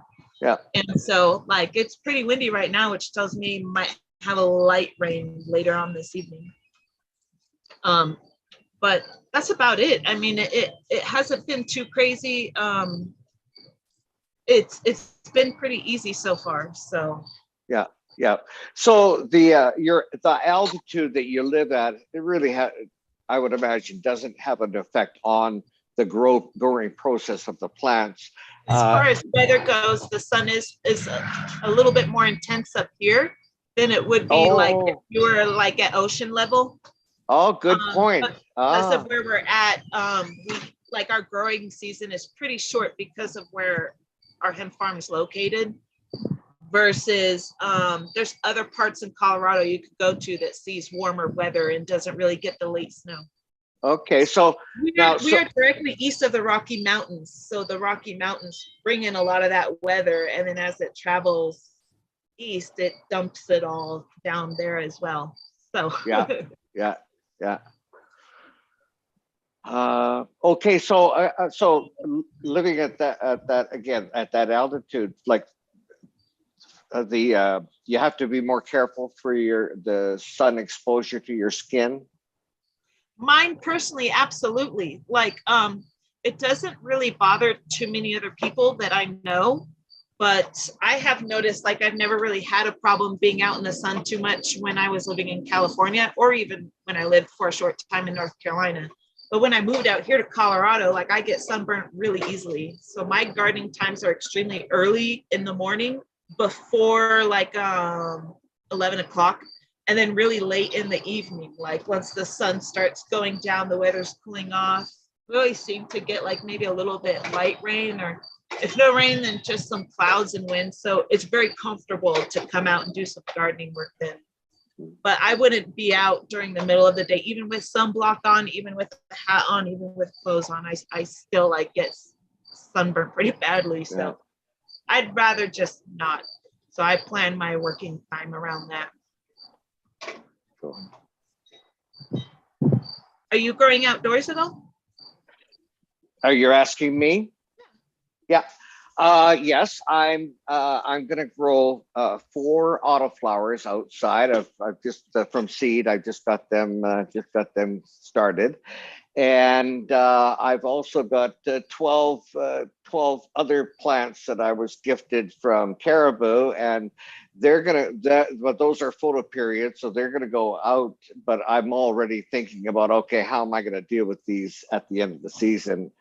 I'm considering getting, I have the area, so I'm considering, setting up some lights in there just to finish them off. Hopefully with any luck, we'll have a half decent, we under half decent circumstances, we can go until early October. But if they don't finish off, then I'm going to set up a room, because I hate to do that. I've been there and done that, worked all season and not been able to finish them off. And then I have 3 mystery plants that I grew from seed, I gifted from Rasufa, and I haven't quite decided where they're going to go. I think I just may leave them out on my deck here. So looking forward to that. Yeah. So what's your growing season like then? You haven't put them out yet? I have them out on my deck. Yeah, I've got them out on the deck, and so they're protected from. We still have had some, some nights close to freezing. So on the deck there, it's fairly safe. My autos, I've still got in this tent, and I'm just going to wait another week or so, and then I'll be putting them out. Nice. Has it snowed out there? Does it snow over there? Oh, I was just pre-show. I was just telling everybody that on the weekend I went down to the coast, and I had to take it's called the Coquihalla Highway, and it's got a really high mountain pass. And heading down, I looked over to the side of the road, and there was snow on the side of the road. It's just like, this is not right. Or something, it stays there. Well, but even not far past your place, Rick, there's a couple weeks ago when we went on our waterfall tour, and only about maybe 3-4 kilometers out the other side of Hendricks Lake, they stopped plowing for the year at some point in time, and all that snow is still built up, so you really don't have to go too far. Yeah, I know. Yeah. No, we do. We do have a very short growing season. it can freeze in May, and it can freeze in September. So there, you know, that's what we're left with. But it's a challenge, that's for sure. Yeah, last year I had the hoop house, and this year I don't. So I'm just kind of curious how things are going to turn out. You know, we'll see. I have talked to other hemp farmers, but not a lot of them live out in my area, so they're not getting the weather that I'm getting. So I'm going to have to figure that out, I guess, probably the hard way. What has your experience been in the past? Like last year, for example, what was your September and October like? And were you able to finish off did it all finish off for you? Oh yeah, definitely. Yeah, because even if it rained or if it was cold, it was nice and warm in the greenhouse. Yeah. Hot summer days were the worst, especially like around noon or 1. It would get extremely hot in there, but I have also noticed that would help out a lot with pest management, because the pests on the plants can't even stand that heat. But you got to be real careful about letting it stay that hot for too long. So so in the hoop house, I felt like it was way easier. We didn't have problems when it rained. You know, it's not like the plants were being destroyed, or if it hailed, or even if it snowed, the plants really didn't get destroyed. But this year we don't have all that. So we'll see. Yeah. You know, another thing that I like getting into is growing these vegetables and some fruit, like trees, and I got some bushes going. So I like to build like a whole food forest in my backyard if I could. You know, because prices of everything going up. No, I really like the idea of that. Like, I'm trying to figure out, or not even trying to figure out, but I'm just like working on like getting all the stuff and like running a huge grapevine like down my property, and you know, thinking about like what fruit trees that we want to get and get them set up, because you know we have some like other nut trees, but we have like, you know, we already have tons of squirrels and shit, so it's, you know, like that's also a problem. Like, you know, once you start fucking with the, you know, getting your food forest built up, and then you also have like to deal with all the varmints and pests and animals and all the other wonderful things that go along with trying to, you know, provide food for yourself and everybody else that is wild and in your area. Dude, speaking of the grapes, we bought those 2 grape plants I was showing you guys there, I don't know, at some point in the last couple of weeks. Those things are just loving it indoors, because our idea is we're got like a 4x4 tent without the tent on it. It's just a frame setup. We're going to take some kind of mesh netting and hang it on probably 2 sides like that. Just let the grapes grow and wrap them up and do their thing. And so far, so good. Everything seems real happy under that. Like get back to that whole being able to grow your own stuff point that you were mentioning earlier. Yeah, because it's just kind of weird. Are you guys experiencing anything up there about like food shortages? Or I noticed the cereal aisle is the biggest one that I noticed. Like you go in there and certain companies where it's like there'll be like almost none of their shit on the shelves for almost the entire aisle. Yeah, that's the most common one I noticed. But that's kind of stuff. We got kids go through a lot of cereal in this house, so it's my kids go through a lot of cereal too and a lot of milk. So I personally don't really like cow's milk. I love hemp milk and almond milk. Coconut milk's all right. Hemp milk, actually, if you buy a lot of hemp milk, you could store it like in a pantry somewhere. You know, you don't have to use it up right away. Like cow's milk, you know how you have like maybe a week to go through it. Yeah. So is there any other shortages that you guys are experiencing out there? Like in the stores or? Well, I don't know if dairy is actually the shortage, but I know they've been milk for a gallon of milk. So it's just like I was $9.09 over at the 70 Mile store there, Rick, the other day. like $9.09 for a gallon of milk. What? Yeah. That sounds super expensive. Has it always been It near? is. Oh shit. It's ridiculously expensive. I want to say a year ago, before prices really started going up, you're for a gallon of milk, you're looking at about maybe $4 or something like that. I might be low or I might be high on that, but I want to say that's probably pretty close. So The price of everything is going up really bad right now. well, I've been hearing rumors, not to get conspiracy theorists, but a big diesel shortage possibly coming up here the next couple of months. Do you think shit's expensive now? When diesel gets to be $10 a gallon, or then you just wait, truck drivers, it's no longer worth it for them to run. And that's when shit's gonna get scary. So it's never been more important to start stocking up on some food items, collecting your rainwater, and growing your own medicine and your own food. Yeah, because And that's the if you other. learn how to do it like regenerative farming way, like what we were talking about earlier with like KNF and Jadam, you could save a lot of money in your pocket.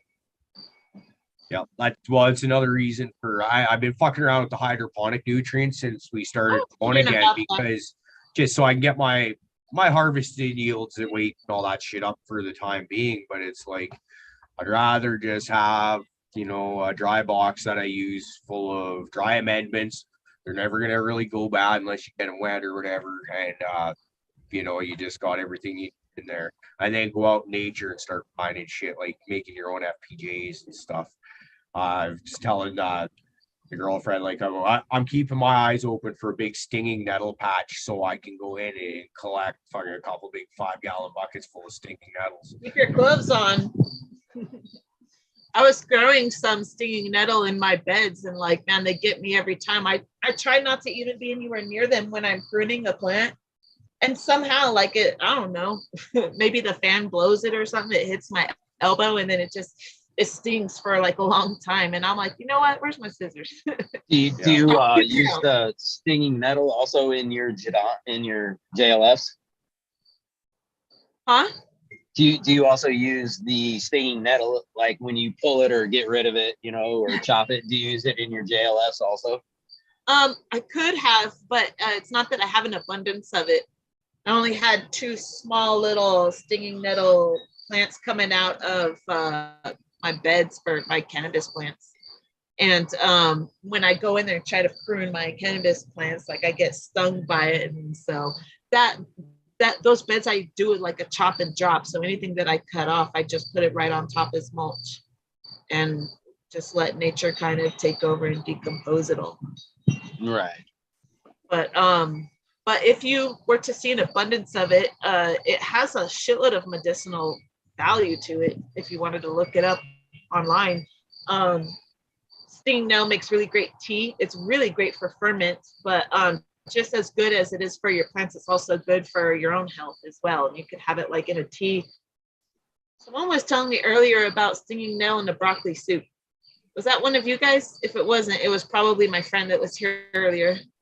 That was not one of us. That sounds awesome. Make food. Like that's maybe another thing to look into, because say if you didn't have the space to grow, you could go out and maybe go on for a nature hike somewhere away from most streets and areas that might be sprayed with pesticides, and start foraging out in the wild. You could actually find a lot of these weeds are really great for salads. A lot of these berries are really good for your health. A lot of these certain spices are really good for pain. Well, yeah, I mean, like on top of it, right? Like dandelion is delicious and good for you. Like the heads, like I heard, like right when the flower starts to kind of come out, you pluck that off, and you could chew on it, or you could grind it up, or you can tea it. I've heard people make tea with the early bloom, and they say that's a wonderfully relaxing tea. I follow this girl on Instagram, and her name is Black Forager. She's freaking awesome. And the other day she was sharing this thing about cattail pollen, where you take the cattail and you get all the pollen off and you use it as if it was cornmeal. And she was making like a cornmeal blueberry crumble recipe. but instead she used cattail pollen and I think June berries. She's a vegan, so she goes out foraging and she'll tell you what certain ingredients are good for it, and then she'll make a dish and share it. Like, this is a dish I made, you know. And it's like, wow, that's super tight. Like just going on a nature walk and collecting some shit and saying, take this back home and make dessert. I used Very to watch cool. a guy called like the Herbal Jedi or something like that. The Herbal Jedi. Herbal Jedi. Yeah, and That's what I want to get into. He does kind of the same thing. He'll just kind of go through and he'll tell you what he's foraging for that day, what he's going to use it for, what looks like it, how to identify it properly. And then, you know, the whole time he's, you know, well, I mean, he's out there getting it, showing you the actual plants. You know, that's always a big thing, you know, how he's foraging, where they're at. But, you know, the whole time giving you all this information about what he's using these plants for. And I always thought that was cool as shit. That is cool. My daughter stopped over here one day and I didn't realize her dad was with her. And so like I go outside to see what they're doing and I see him like picking all the dandelions off my grass. And I'm like, what are you doing? And he's making dandelion wine, supposedly. So I didn't know you could make wine from dandelions, but apparently he's gonna try to make some. So he was stealing my dandelions. Yeah, I've heard about dandelion wine, and depending on who you talk to, it's pretty nasty or pretty great. But I guess most alcohol is actually like that, isn't it? Yeah. I think dandelion wine is a very persnickety like thing to make, and it's not. Yeah, I don't think it's easy, and I think it. Yeah, I've never known we split up. He has these crazy ideas all the time. I've never heard anybody who successfully made decent dandelion wine myself, but I do know people who have made it, and it has worked. Well, see, I think that's a good way of putting it. Like, I know a lot of people that have made it. I don't know anybody that is still making it. Whereas with moonshine, that's a bit of a different story, or homemade beer, all that stuff. Well, and it's all in what you make it out of. You know, you can just make it out of a jar of sugar and some water, you know, and get yourself some moonshine. And it's not going to be great, but you can make some alcohol. For sure. That is what's nice about the OHN is like it's just those ingredients mixed in with vodka. So I just take a little bit, but sometimes people, like when they get together, they'll do shots of it. It's a pretty sweet shot. I think if I had the opportunity, I would just stick with cinnamon. The other stuff is a little bit funky, but I wonder if like the taste has more of everything to do with which beer that you're fermenting your dry ingredients in. So if you do decide to make the recipe, make sure to go with your favorite type of beer that you enjoy drinking. Good idea. Are any of you guys making your own moonshine or fermenting your own beer? Somebody I know has been making moonshine. Yeah. Is it good? I got a guy. It is actually pretty good. Yeah. Yeah, I use it for making my. I use it for making my RSO moonshine. So yeah, I know a couple guys too. So yeah, on the moonshine side, but that's good stuff. It is good. Yeah, it tasted good. When it's done, me a bottle for Christmas. I don't drink, so like, you know, of course I had to try a drink in front of him, but I was just like, I don't really like drinking, but it was actually pretty decent. Well, a good moonshine is actually real fucking smooth.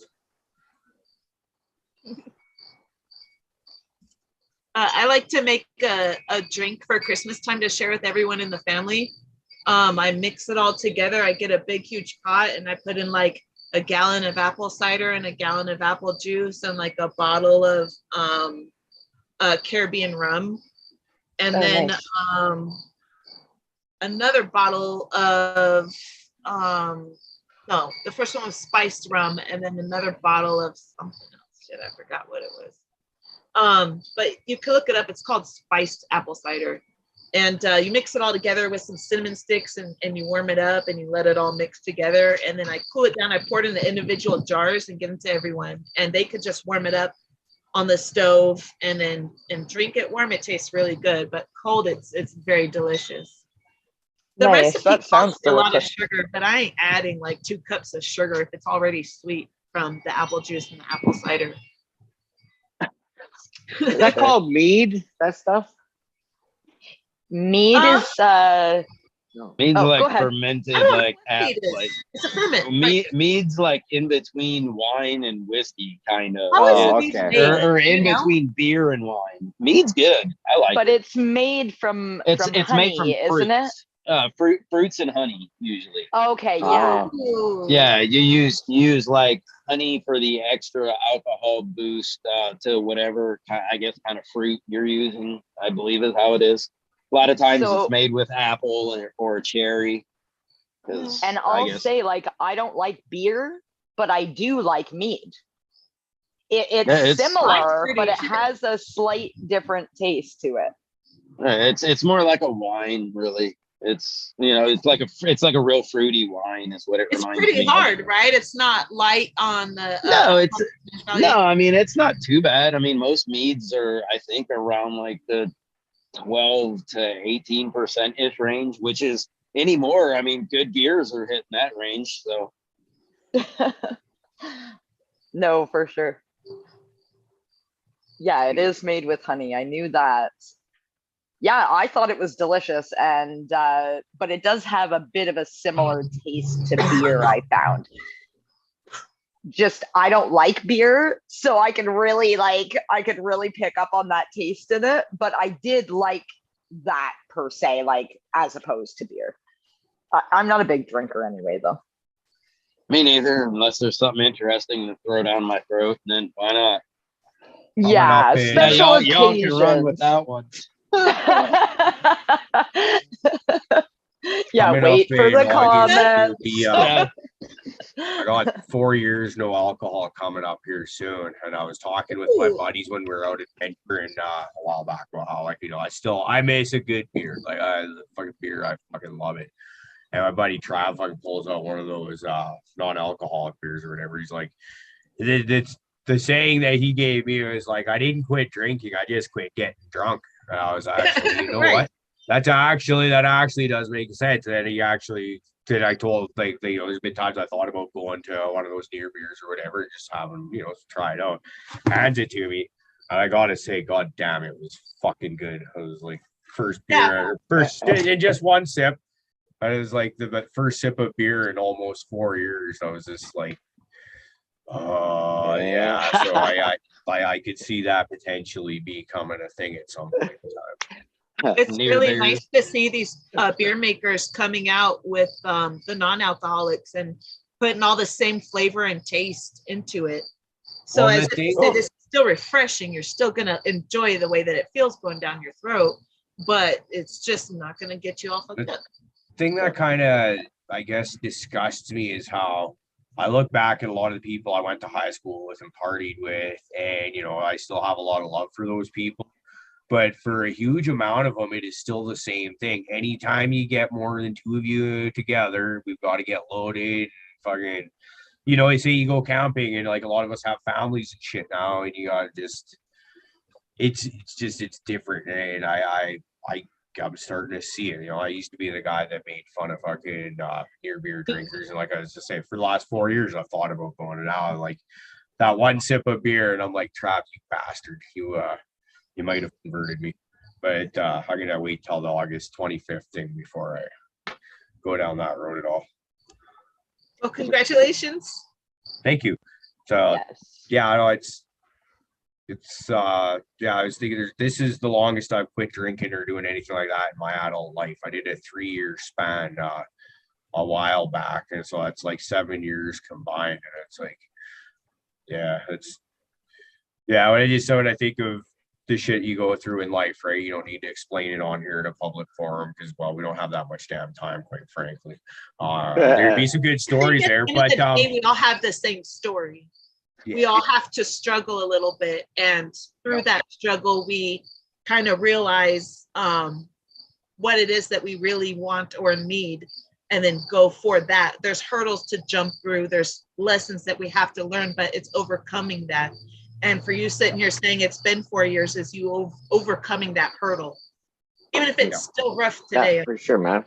That's cool. Yeah, well, it's but goddamn, I want a fucking beer, I tell you. Well, because it tasted so good, guys. It's like, you know, like honestly, since I quit drinking, coffee is the only beverage that I truly enjoy drinking. And it's goddamn it is hard on my stomach. I at one point in time years ago, I quit drinking coffee because it was a choice of alcohol or coffee. Coffee doesn't get you loaded. Alcohol does, right? Because just my stomach was so torn up with ulcers and shit like that. And but yeah, so it's maybe there's something different to be drinking on a fucking hot sunny day instead of boiling hot freaking cup of black coffee. Yeah. I think back to when I did drink in the summer, like years ago. I would like drink a lot and I'd be out in the sun all day. And I can't believe that I would never get dehydrated. Like, I bet you now, if I went out in the sun all day and I didn't even drink, I would get dehydrated. You know what I mean? It's so like, weird. I always have a like ice water with me. Always. I love ice water. I'm obsessed with these Rick, you better be triple in live X. chat. Yeah, that looks good. Vitamin Water, this waters. tastes good. Rick, Yeah. Rick, don't even tell me. We played the video. You said something about it, and you still fuck this up. Oh, what the heck? Fucking Yeah, top man. chat. Fuck. God, what does it take? What does it take? There, okay, we're in. Now I can enjoy the rest of the 4 minutes of the show. Hey, Caribou, could you please give us a close-up of some of that stuff you're trimming there? 1 second there, Rick. For those of you all like Rick, I guess we got to do this one more time. It's a good thing Colton was awesome enough to do 2 videos for us. And then, yeah, I'll get right to the... I know. That is good.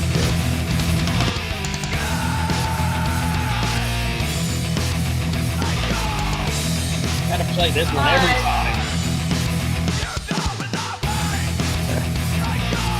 Makes me want to start a fucking pit. Let's be honest, I am too old for that shit, and 90% of the time way too stoned. But I would get in a pit still and hurt myself, and it'd be great. I think last time I was in a pit was probably like 5-6 years ago or longer, and I got hurt then.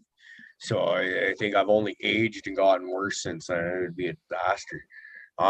This is what I got going on here. Let's see if I can big screen that. Oh, I generally don't like my big ugly mug up there front and center. But this is sake souffle. And like I said, it smells kind of like a lighter version of golden goat and flowers. Nice. Yeah. Ugh. Yeah, I think the golden goat smells kind of like tropically. It makes me think of like Hawaiian type whatever. But the girlfriend swears to God it's toe jam and belly button scuds. So you see why. So when we were talking earlier about the effect or my effects with CBD, the first time I really noticed it was when I had the Charlotte's Web, but I was just curious on the other one that you created, Caribou, the Spider Girl. Is that a 50-50 or 1-to-1? The idea was to get in that direction, so you'd have a strong dose of either. I feel like the pheno that I have and the way Yima fucking Ha describes the way he feels when he smokes the phenos that he's grown kind of makes me think it's more CBD leaning. I don't have a lot of experience with CBD weed, but I like you, Rick. My first experience with it was also the Charlotte's Web that I was breeding with to create the Spider Girl. And it was just, it's that, but it's different. I think it is a bit of a slightly elevated. So that's my really long-winded way of saying I think it probably, you feel the CBDs more than the THC, whatever that ratio works out to be. How's that? It's in the high CBD range. Thank you, Fluffy. That sounds way easier. I don't know why I couldn't have just said that 5 minutes ago and got it straight to the point. But I bred Spider Girl with Soccer Souffle to create that what do we call that, Little Miss Muffet, and hoping to have a little higher THC with just that bit of shot of the CBD in there to chill you out a bit. We'll see if it works or not. But my lights just turned off in the tent, which means it's 8 o'clock and it's time to start wrapping it up. Greenz Goddess, you've been awesome once again, and this just shows me once again we're gonna have to bring you back again. I know everyone's like, oh darn, we gotta have another awesome show at some point in time. Yeah. Bring it. Before we go, can you let us know your socials again, where everyone can find you? Oh, on Instagram at Greenz Goddess, Greenz with a Z, of course, and my website lunagardens.co. Awesome.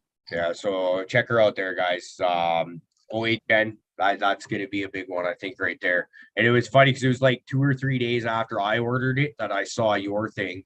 And I was like, well, fuck, I'd rather order off someone that I actually know. But Here, let me give this a little one. Then you know it's good OHN. And let me throw this one down. You know, if you're looking to, you have an ailment, you're wondering how cannabis might help you. You're wondering how cannabis might just work with your body in general.